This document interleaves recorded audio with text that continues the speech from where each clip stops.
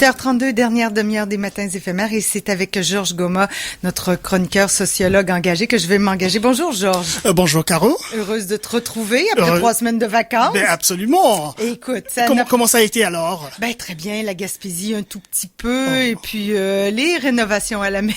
Ah ben c'est génial, d'autant plus que c'est la semaine aussi il y a quelque chose autour de la lecture ben, le festival. Oui, ben il y avait le festival du bout du monde en Gaspésie que j'ai manqué parce que je suis passée juste un peu trop tôt. Ah d'accord. Mais okay. bon, après... La Gaspésie. J'aimerais bien aller voir la Gaspésie. On en parle tellement, ça doit être un coin formidable là-bas. Il faut y aller, oui, c'est magnifique. Ah ouais. Le bout du monde. Le bout du monde. À combien de bornes d'ici, à peu près? Combien d'heures de voiture? Ben écoute, on a fait le tour, on a fait des petits détours, là, mais je pense qu'une bonne dizaine d'heures, si on y va tranquillement, en regardant le paysage. Il faut pas rouler trop vite. Oh non, là on voit rien. Mon père avait l'habitude de dire, surtout la marche à pied, ça fait la culture. Mais là, on est en voiture quand même, mais on va tout doucement. La marche à pied, c'est-à-dire tu peux t'arrêter, toucher quelque chose, reculer en arrière et bien s'imprégner des choses qu'on veut connaître, quoi. Exactement. Voilà. Parlant de connaître, tu vas nous parler, Georges, d'un sujet, on en avait parlé abondamment avant mon départ. Visiblement, ça n'a pas changé, là, ce coup d'État annoncé de Sassou Nguesso. Ben oui, tout à fait. Ben on s'est proposé des 5 petites minutes avant notre chronique, puisque c'est un coup d'État en cours, donc il est de bon aloi qu'on peut suivre un peu l'évolution de ce coup d'État avec oui, un coup d'État qui s'étire mais oui qui s'étire, qui va arriver à un aboutissement bientôt. C'est-à-dire mais l'aboutissement, il y a deux choses. Soit le monsieur reste au pouvoir puisqu'il veut rester au pouvoir en dépit de la loi constitutionnelle, soit il est renvoyé, c'est-à-dire qu'il est renversé, parce que là finalement on assiste presque à une chevauchée tristement fantastique d'un dictateur invétéré au Congo-Brazzaville. Et parce que la nouvelle étape, c'est quoi? Ben c'est qu'il veut annoncer aujourd'hui même, il veut annoncer son référendum. Le fameux référendum. Mais si on pensait à un référendum dans le sens plein du terme, c'est-à-dire un référendum normal, ben ça se comprendrait. Mais là, c'est un référendum déjà gagné. C'est-à-dire que depuis 1 an maintenant qu'il parle de changer de constitution, d'avoir un débat démocratique autour de cette question-là, on pensait que c'était un débat franc. Mais c'est pas un débat franc puisque ça a été écrit depuis 1 an. C'est-à-dire que tout ça c'est la poudre aux yeux. C'est-à-dire qu'on perd le temps aux gens, on perd de l'argent à un débat qui n'est pas un débat. Puisque là, le gars, aujourd'hui, il va annoncer son référendum pour le changement de la Constitution, alors qu'il n'avait plus le droit de se représenter. Et figure-toi que hier, par exemple, puisque c'est aujourd'hui qu'il veut annoncer ça, hier, il y a le président béninois, Yayi Boni, et qu'on avait vu aussi au cours de nos chroniques passées, qui avait déclaré devant tout le monde qu'il ne veut pas changer de constitution chez lui. Il termine et il s'en va. Et lui, il a rencontré le président français et hier, il est venu à Brazzaville. Il a été dépêché à Brazzaville, certainement pour dire au dictateur invétéré du Congo-Brazzaville de ne pas faire ce qu'il était en train de faire. Et figure-toi que il a pris toutes les dispositions, notre dictateur bien-aimé, comme je le dis souvent, il a pris toutes les dispositions, c'est-à-dire qu'il a eu un remaniement ministériel il y a 2 ou 3 jours de cela, où il a renvoyé tous les ministres qui étaient contre le changement de la Constitution. Quoique, au sein d'un gouvernement, il peut avoir des voix qui sont sages, qui disent, mais attendez, la Constitution, elle est claire et nette, c'est une Constitution qui a fonctionné, il n'y a pas de problème avec la Constitution, les institutions de la République fonctionnent à plein régime, il n'y a pas de crise majeure au Congo, qui justifierait le changement d'une Constitution qui, plus est, c'est une Constitution qui a été impulsée par le même dictateur lui-même en 2002. Et comment se fait-il que cette Constitution devient mauvaise? Donc voilà, il a renvoyé donc 2 ministres qui étaient contre la Constitution, et dans les régions, il a renvoyé les responsables de régions qui étaient contre le changement de la Constitution, et il a placé, n'est-ce pas, les personnes qui sont favorables à lui-même. Là, donc, on suppose, tu dis que l'annonce est peut-être même en cours avec le décalage horaire. Il est peut-être déjà même en train de l'annoncer, ce référendum. Évidemment, tout ça va causer de grandes tensions. Bien sûr. Bon, s'il est un peu assuré parce que c'est incompréhensible. On peut pas comprendre que toute la communauté internationale, comme on l'a dit Caroline, toute la communauté internationale et toute la population congolaise, la société civile, tout le monde lui a fait comprendre que ce n'est pas bon. Et même au sein de son propre parti, il y a des gens qui sont sortis pour dire que c'est pas bon. Mais comment peut-on comprendre qu'une personne soit têtue à ce point à vouloir avancer? C'est qu'il a la certitude. Il a la certitude parce qu'il a l'habitude d'utiliser la force. La force armée, il a mobilisé et l'armée qui est à sa cause, et la police et la gendarmerie au niveau des officiers qu'il a placés. Sinon, on sait très bien que l'armée, c'est la grande muette. Donc, au sein de l'armée, il y a beaucoup d'officiers qui sont contre ce qu'ils sont en train de faire. Vous voyez? Ouais. Donc, je crois que il a une sorte de certitude que toutes ces institutions de répression de l'État sont acquises à sa cause, à sa cause. Et c'est pourquoi il fait cette grosse tête là, parce qu'on peut pas comprendre comment est-ce que attendez, là. C'est difficile, oui, pour Franchement. un cerveau humaniste un peu ou moins de comprendre ce genre de comportement-là Mais humain c'est des dictateurs, c'est des oui, mais ça, oui, Caro, et ça devient irrationnel, à la limite irrationnel, parce qu'on peut pas comprendre qu'une personne soit têtue à ce point-là. On peut pas comprendre. Georges, donc l'annonce est prévue donc, le 12, c'est aujourd'hui, parce que dans 3 jours, ça sera la fête mais de le l'indépendance. référendum qui aura lieu, est-ce qu'il y a des dates qui ont été avancées? Il y a pas, oui, il y a des dates qui avancent, un référendum peut-être à la fin de ce mois, de cette année, ou un truc, puisque les élections sont pour 2016, en juillet 2016. Donc, en fait, ils ont leur calendrier. Ils ont leur calendrier. Mais comme tu viens de le dire, parce que on risque d'aller vers le chaos, là. On risque d'aller vers le chaos. Parce que, malgré le fait qu'il a des armes, vous savez, les armes de guerre, hein, on a vu bien à des moments où il envoie les militaires dans la rue et les militaires retournent les armes contre ceux qui les envoient. Parce que là aussi, ça peut arriver, hein.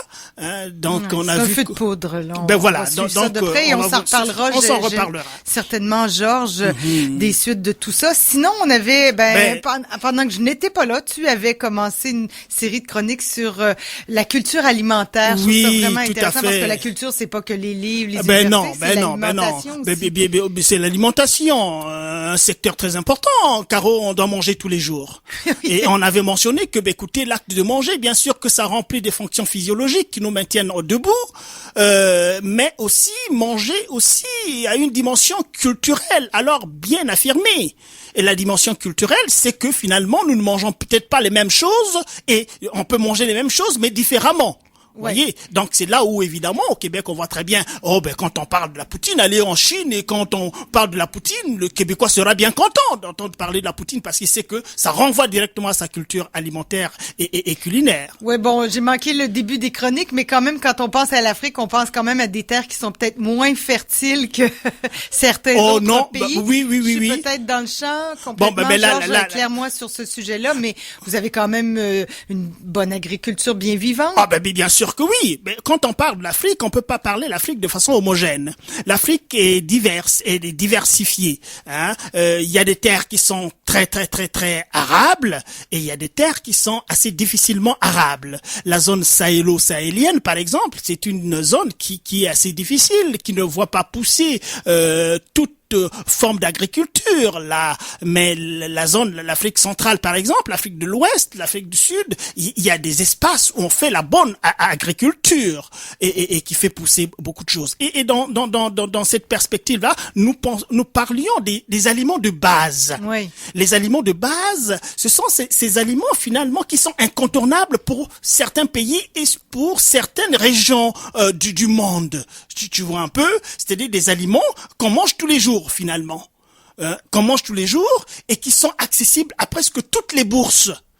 Parce qu'il y a certains aliments, par exemple des produits animaux, par exemple, qui sont pas accessibles à tout le monde. On mange pas de la viande tous les jours en Afrique parce que non seulement c'est rare, mais ça coûte cher. Et la rareté vient aussi du fait que peut-être l'élevage n'est pas encore à l'état intensif, comme ça y est en Occident où on produit à des quantités extraordinaire, de sorte que les produits animaux soient accessibles à tout le monde, parce qu'on a besoin des apports en protéines pour l'équilibre du corps. Tu vois un peu? Oui, tout à fait. Donc ces choses, et le poulet, même pour manger le poulet, c'est pas des poulets qu'on élève en 2 semaines ou en 1 mois. C'est des poulets qui ont peut-être 6 mois, 1 an, et donc on peut pas tuer les poulets tous les jours pour apporter cet apport en protéines. Tu vois? Alors, donc c'est pourquoi les produits d'agriculture en Afrique sont essentiels, et ces aliments de base, on les trouve autour, n'est-ce pas, de ces produits d'agriculture. Et la fois passée, pendant que tu étais absent, on a parlé un peu des produits de base au niveau de l'Afrique centrale, et on a parlé du manioc, les tubercules de manioc et des feuilles de manioc. On mange les feuilles et on mange les tubercules aussi, et ça constitue l'aliment de base de ces pays d'Afrique centrale, les 2 Congos et le Gabon et le Cameroun, et ainsi de suite. Et pour aujourd'hui, on s'était proposé, n'est-ce pas, de voir un peu quel est le profil de consommation en Afrique de l'Ouest. Et ce profil de consommation, l'alimentation de base, est concentré sur les céréales dans les pays sahéliens. Les céréales, c'est très important. Et on a vu aussi que sur le plan de l'agriculture, dans les pays sahéliens, c'est peut-être un peu difficile, ouais. Parce qu'il y a le désert. Mais il y a des parties où il y a les fleuves, le fleuve Niger, le fleuve Sénégal, où se constituent nécessairement des espaces où on peut bien faire l'agriculture. Qu'à cela ne tienne, même dans les pays sahéliens où règne, n'est-ce pas, la sécheresse, on arrive à cultiver. Et ces produits-là, comme je l'ai dit, sont concentrés autour des céréales. Et ces céréales ont aussi, n'est-ce pas, une contribution calorifique importante dans l'alimentation de l'Africain dans cette zone-là.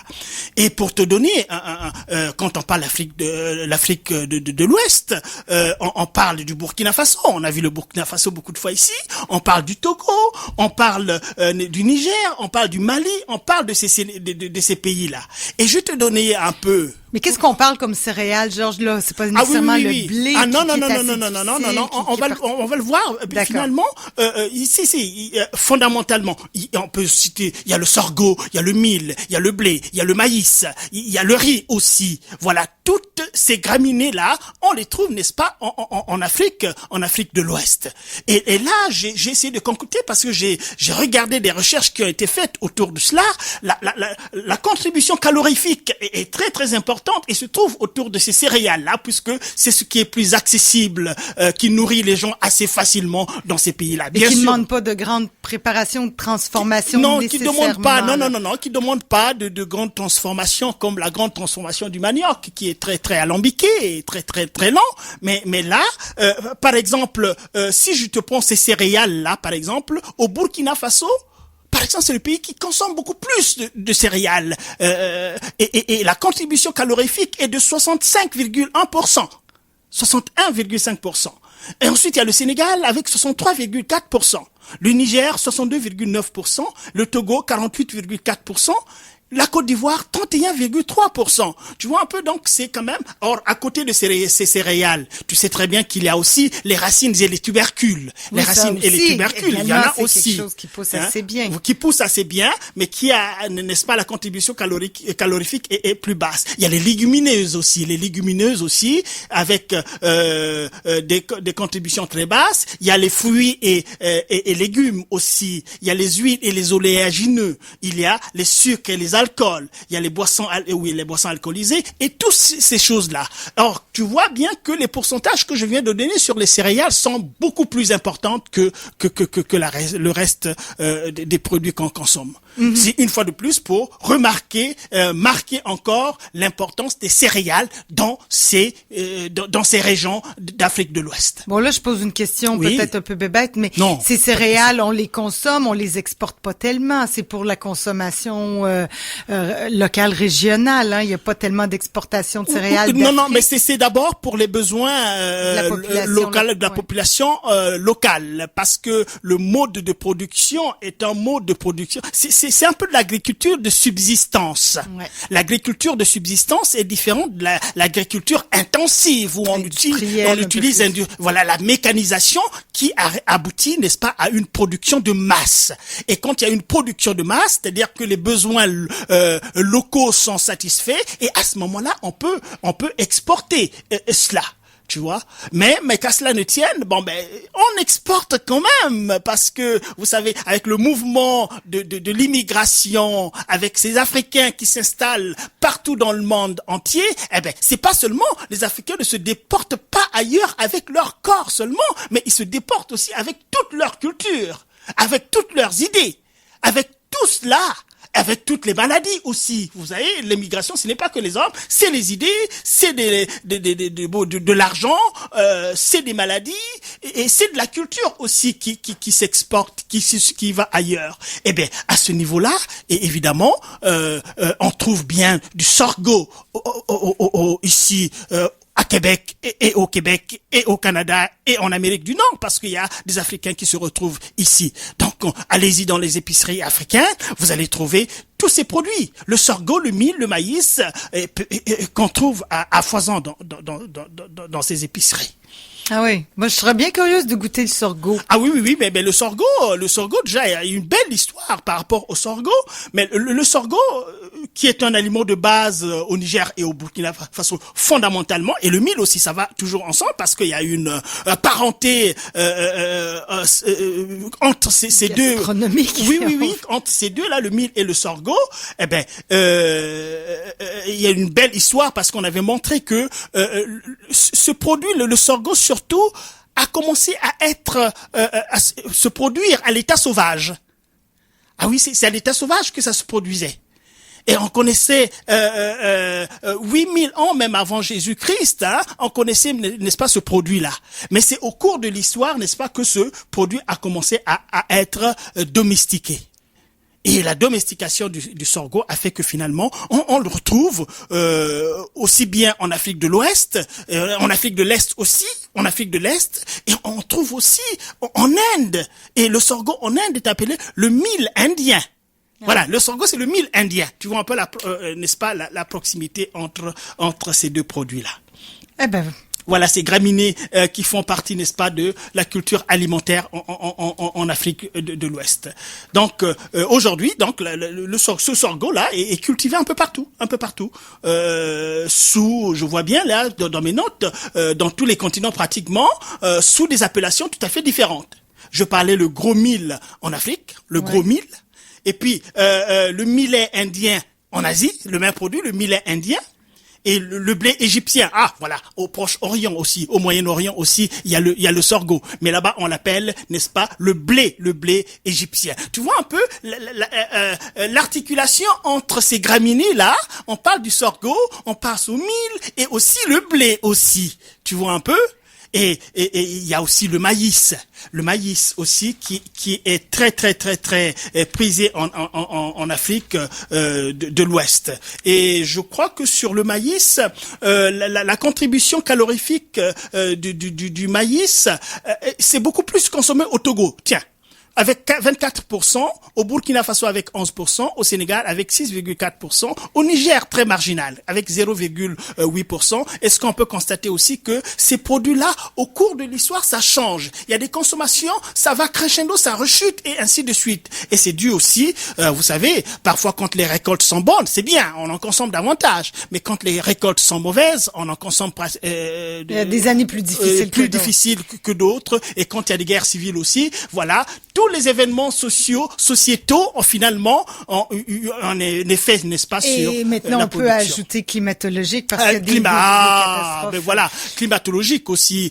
Ça, c'est très bien de le mentionner, Caroline. Et aussi, il faut quand même souligner une chose. Mais s'il n'y a pas la production, il n'y a pas la production de masse en Afrique par rapport à ces produits-là, c'est peut-être un point négatif dans ce sens qu'on n'arriverait peut-être pas à combler tous les besoins locaux, mais il y a quand même cet avantage que dans ces produits africains, que ça soit bio. Ben oui. Ah oui. Ça, son pendant aussi. Ah ça c'est ça pas des cultures industrielles avec voilà, c'est pas pesticides et des cultures industrielles avec des pesticides un peu partout qui évidemment modifiés génétiquement. Bon, Monsanto est pas rendu. Monsanto n'est pas encore rendu là en Afrique, mais on craint quand même. On craint parce qu'il y a quand même certains pays africains qui semblent être ouverts, n'est-ce pas, à l'accueil de ce genre de parce qu'on dit que l'Afrique c'est la famine, il y a ceci, il y a cela, mais comment, n'est-ce pas, éliminer cette famine-là? Il faut produire en masse, et puis on apporte un peu ces choses-là. Il y a peut-être de l'argent à faire en Afrique pour certaines compagnies. Oui, mais bien sûr, aussi dans certaines compagnies, et figure-toi que, pour donner encore cette information, en Afrique, il y a aussi des terres qui sont vendues aux puissances occidentales, les Japonais, les Indiens. C'est-à-dire qu'on vend des portions de terres pour des centaines d'années. Moi, je trouve que ça, c'est une irresponsabilité. Et c'est un problème qui n'est pas qu'africain quand même. Il y a des terres canadiennes, québécoises aussi. Ah bon, qui sont vendues à certains intérêts économiques. Voilà, enfin, on est embarqué Georges, dans la même on est embarqué dans le phénomène. Merci beaucoup, Georges. On va suivre cette déclaration de Sassou Nguesso aujourd'hui. Oui, on va suivre. Et puis la semaine prochaine, on aura certainement des dates précises. Des dates précises et aussi la réaction de l'opposition, parce que de toutes les façons, dans l'opposition, on n'a pas dit le dernier mot, parce que il y a aussi la Constitution qu'on veut abattre maintenant à des dispositions qui montrent que la désobéissance civile est un droit constitutionnel. C'est-à-dire que si tous les Congolais sont d'accord du fait que leurs droits sont bafoués, il y a la désobéissance civile. C'est difficile avec le cas de ces dictateurs-là qui semblent, rien ni personne peut les arrêter. On peut les arrêter, Caroline. On espère. Et puis on appelle une fois de plus la communauté internationale à regarder ce qui se passe au Congo-Brazzaville, parce que Obama a parlé, Hollande a parlé, les Nations Unies ont parlé. Donc, mais il faut toi-même, tu as parlé. J'ai parlé aussi, et tu sais qu'on a parlé aussi du Burundais là, le Burundi Nkurunziza. Nkurunziza s'est réinstallé. Donc, il a réussi apparemment son coup pour l'instant. Et on n'a pas vu la communauté internationale, les Nations Unies dire quelque chose alors qu'il s'est réinstallé au pouvoir. Je sais pas jusqu'à quand, mais la situation est encore très sensible là-bas. Et le dictateur du Congo-Brazzaville était au téléphone rouge en contact direct avec le Nkurunziza du Burundi, qu'il demandait de tenir fort, et qui, à lire la presse, a eu intervenir financièrement à payer les salariés burundais pour aider le président à s'installer. Bon. Tu vois un peu? On va suivre On va suivre cela. OK, exactement. Merci beaucoup, Georges. L'émission est presque terminée. On a peut-être le temps d'écouter Vincent Vallière juste avant.